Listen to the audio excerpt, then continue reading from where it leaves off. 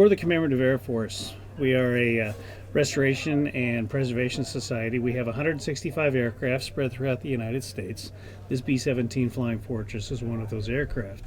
We're based in Houston, Texas, and we're here in Florida today as part of a tour, an education tour and an honoring tour for all the veterans of the era. It's very important to understand the education from an educational standpoint, what these aircraft and the men who flew them did for our freedoms that we enjoy today.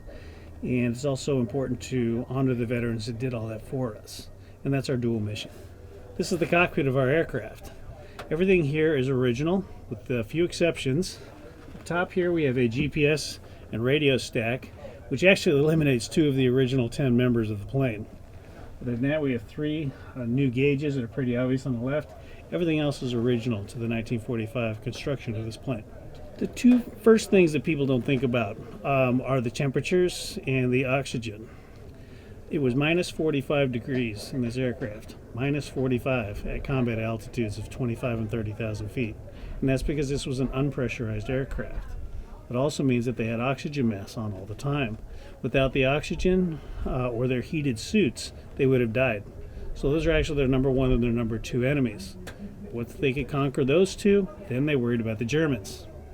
Germans were firing flak, which is anti-aircraft, and then they also had fighters. Fighters were firing machine guns and cannon fire at them. That's the skin of the aircraft, which is about 2 thicknesses of a beer can thick, which is about as effective as a cardboard box at stopping bullets. Now, this is a flying fortress. The reason it's called a flying fortress is because it has 12 50 caliber machine guns. And the aircraft carried into combat almost 6,000 rounds of ammunition. Whereas that seems like a lot, 12 machine guns will eat that up in about 70 to 75 seconds. Combat missions lasted 6 to 10 hours to get to and from the target. They were in combat conditions for 3 to 5 hours of that.